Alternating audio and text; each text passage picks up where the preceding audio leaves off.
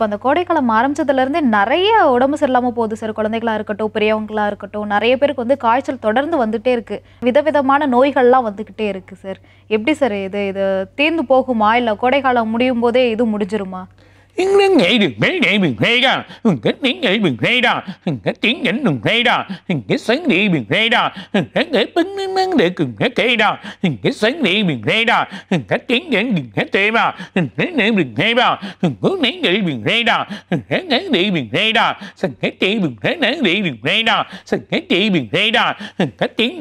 vấn đề đừng gây đà cái này đừng gây đà cái này đừng bừng cái này cùng cái cây đà cái tiếng nữa bừng nó cây đà cái nữa cái tệ bừng nó này đà cái này đừng cái cây đà cái ngần nó ghé bừng cái bể đà cái nữa bừng nó này để bừng gây đà cái này đừng gây đà cái này bừng bừng nó gây đà cái này tiếng đến nghệ đừng nghe bé திரும்ப அதே தான் சொல்கிறோம். நம்ம சொன்ன மாதிரி அதை இப்போ இல்லை, இந்த 2 மாநிலத்தில் உருவாயிடும். கேரளா, ஆந்திரா இல்லைன்னா கர்நாடகா, அந்த மாநிலத்திலும் சில நோய்கள் உருவாயிடும். ரொம்ப சின்ன சின்ன வழிகள் வந்து இந்த கோடை காலத்தில் சில குளிர்ச்சியான இடத்துல போய் தங்கலான்றப்போ கோடை அதில் அதுலேயும் ரொம்ப கேர்ஃபுல்லாக உணவுகள் எடுக்க சொல்கிறார். உணவுகள் சில வழிகள் வந்து சரியில்லாமல் இருக்குது. ரெண்டாவது பர்டிகுலராக நம்ம ஒரு ஜூஸாக எடுக்கிறத விட ஃப்ரூட்ஸை வந்து அப்படியே சாப்பிட்றது கொஞ்சம் நல்லது. கட் பண்ணி அப்படியே சாப்பிட்டிங்கன்னா கொஞ்சம் நல்லாயிருக்கும். ரெண்டாவது வந்து ரொம்ப ஐஸுன்றது வேணாம். ஐஸ் இல்லாமல் சாப்பிட்றது உங்களுக்கு நல்ல ஒரு பலனை கொடுக்கும். மூணாவது என்ன சொல்கிறாருன்னா, நம்ம சாப்பிட்ற உணவுகளை சில இதெல்லாம் கலந்துடுறேன்னு சொல்கிறாங்க. அதெல்லாம் செக் பண்ணிக்கோங்க. அந்த உணவுகள் கரெக்டாக இருக்கான்னு பார்த்துக்கோங்க.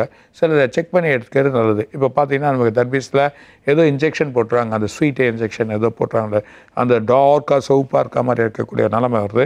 இதெல்லாம் கொஞ்சம் பார்த்து நம்ம வாங்கி சாப்பிட்றது நல்லது. அதுக்கான டெஸ்ட் முறைகள் சின்ன விஷயந்தான். தொட்டாவே அது சவுப்பாக வந்ததுன்னா அது வேணாம் அப்படின்ற ஒரு முறைக்கு போயிடுங்க. அதுமாதிரி சாக்ரீம் ஐட்டம்ஸ் நிறைய சாப்பிடாது. சாக்ரீமாக இருக்கக்கூடிய ஐட்டம்ஸ்லாம் நிறைய எடுக்க வேணாம். அதே மாதிரியா சில வழிகள் சிக்கன் கூட உங்களுக்கு இந்த சூட்டுத்தன்மையில் சில சமயம் கெட்டு போயிடும். ஸோ ஃப்ரெஷ்ஷாக இருக்கா, day to day work out ஆகுதா, டே டு டே இருக்கான்னு பாருங்கள். ஸோ ஃப்ரீசரில் வச்சு ரொம்ப இருக்கக்கூடிய உணவு எடுத்தாங்கன்னா கண்டிப்பாக காஃப் சம்மந்தப்பட்டது, அவங்களுக்கு வந்து வயிறு சம்மந்தப்பட்ட நோய்கள்லாம் ஏற்பட்டுரும். மோஸ்ட்லி இந்த இளநீர் எடுத்துக்கோங்க. ரெண்டாவது ஹைப்ரிட் ஐட்டமே எடுக்காது. டோட்டலாக வந்து இந்த ஹைப்ரிட் ஐட்டத்தை வந்து நீங்கள் அவாய்ட் பண்ணிக்கிறது ரொம்ப நல்லது. இருக்கக்கூடிய இதில் ஆரஞ்சு பழம், அதுவும் இந்தியன் ஆரஞ்சு, அந்த ஆரஞ்சு பழம் எடுத்திங்கன்னா ரொம்ப நல்லாயிருக்கும். அதே ரெண்டாவது வந்து நமக்கு இருக்கக்கூடிய சாத்துக்குடி, அது எடுக்கிறது ரொம்ப நல்லது. திராட்சை பழம், இந்த திராட்சையை நல்லா ஹாட் வாட்டரில் லைட்டாக நல்லா அலம்பிட்டு அதுக்கான வழிமுறைகள் ஒரு 5 நிமிஷம் கொதிக்க வச்சு லைட்டாக அலம்பிட்டு அந்த இது பண்ணாங்கன்னா அதில் இருக்கக்கூடிய இதெல்லாம் போயிடும். ஸோ அதில் இருக்கக்கூடிய அந்த திராட்சையை எடுக்கிறது ரொம்ப நல்லது.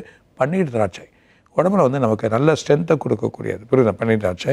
அதேமாதிரியா நான்வெஜ் சாப்பிட்றவங்க, பர்டிகுலர் ஐட்டம் சாப்பிட்றவங்க இந்த சிக்கனை கொஞ்சம் அவாய்ட் பண்ணிட்டு வழிபட நோய் வரக்கூடிய நிலமை இருக்கலாம். அதனால் அவாய்ட் பண்ணிவிட்டு செய்கிறது. ஃபிஷ் எடுத்துக்கோங்க. மீன் எவ்வளோனா அதில் முக்கியமாக நிறைய கீரைகள் எடுத்துக்கோங்க. சிறுகீரை, அரைக்கீரை, அதில் வந்து முளைக்கீரை. இந்த 3மே வந்து இந்த வெயில் காலத்தை வந்து சூட்டுத்தன்மைக்கு ரொம்ப நல்லது. அதுவும் முளைக்கீரை எடுத்திங்கன்னா அவ்வளோ வயிறு வந்து குளிர்ச்சியாக வச்சுக்கூடாது. நிறைய கீரைகளை நம்ம யூஸ் பண்ணுறது, பருப்பு கீரை, இந்த முளைக்கீரை, இதெல்லாம் வந்து ரொம்ப ஒரு பெரிய பலனை கொடுக்கக்கூடியது. உணவு வழிமுறைகளை ஒரு பக்குவமாக திட்டமாக இருந்து வழிமுறைகளை போட்டு அது செயல்முறைகளை நம்ம பண்ண சொல்ல இந்த பசங்களை நம்ம காப்பாற்றிடலாம். உணவு வழிமுறைகள் வீட்டில் வந்து நிறைய உணவுகளை செஞ்சு கொடுத்து அந்த பசங்களை வந்து வழிமுறையை எடுத்துனீங்கன்னா நிறைய ஹோட்டலில் போகாமல் நிறைய இடத்துக்கு போய் அங்கங்கே என்றைக்கினா போங்க, ஹோட்டலுக்கு போக வேண்டாம்னு சொல்ல, என்றைக்கினா ஒரு நாள் வச்சுக்கோங்க. ஸோ அதனால நோய் வந்து அதனால் இன்னும் நீங்கள் செலவு பண்ணி ஹாஸ்பிட்டலில் போய் போகிறத அதை தடுக்கக்கூடிய வழிமுறைகள் எப்படி இருக்கோ அதை வழிமுறைகள் நம்ம ஒரு அட்டவணை கண்டிப்பாக அந்த 2.5 மாதம் ஒரு சரியில்லாத ஒரு நிலையில் தான் இருக்குது. ஸோ இந்த 2.5 மாதமும் வெயில் வரும், சில நோய்கள் வரும், சில இடத்துல ரொம்ப பிரச்சனைகள் ஏற்படும். ஸோ நிறைய இடத்துல ஹாஸ்பிட்டலில் போய் படுக்க வேண்டிய நிலைமைகள் ஏற்படும். மூணாவது இந்த ப்ரெஷர் சம்மந்தப்பட்டவங்க, சுகர் சம்மந்தப்பட்டவங்க இந்த வெயில் காலத்தில் ரொம்ப கேர்ஃபுல்லாக இருக்கும். ஸோ உணவு வழிகளை அவங்க ஒவ்வொரு பக்குவமாக இருந்து ஒரு அட்டவணைவில் போட்டு இதுதான் சாப்பிட்ணும். மெயினாக சுரக்காய் எடுத்துக்கோங்க, அது இல்லாமல் பீர்த்தாங்காய் எடுத்துக்கோங்க, அது இல்லாமல் உங்களுக்கு இருக்கக்கூடிய இந்த சுரக்காய் புடலங்காய் எடுத்துக்கோங்க, அதுவும் உங்களுக்கு வந்து பூசணிக்காய் மிகப்பெரிய இன்றைக்கி உலகத்தில் எல்லா மெடிசன்ஸ்லேயுமே பெஸ்ட்டுன்ற மாதிரி பூசணிக்காய் வந்துடுச்சு. ஸோ அந்த பூசணிக்காயோட வழி சாம்பாரில் போடலாம், வீட்டில் டெய்லி காலையில் ஜூஸ் ஆட்ட குடிக்கலாம். அந்த வெயில் காலத்தில் அது குடிக்கிறப்போ வயிறை வந்து எதமாக வச்சுக்கும். எப்போ ஒரு பொருள் வயிறு சுத்தமாதோ பிரைன் நல்லாயிருக்கும். புரியுதா? எனக்கு வயிறு சுத்தலைன்னா ஆட்டோமேட்டிக்காக காய்ச்சல் வந்துடும். புரியுதா? அந்த நிலைமையை நம்ம பாதுகாக்கிறது நல்லது.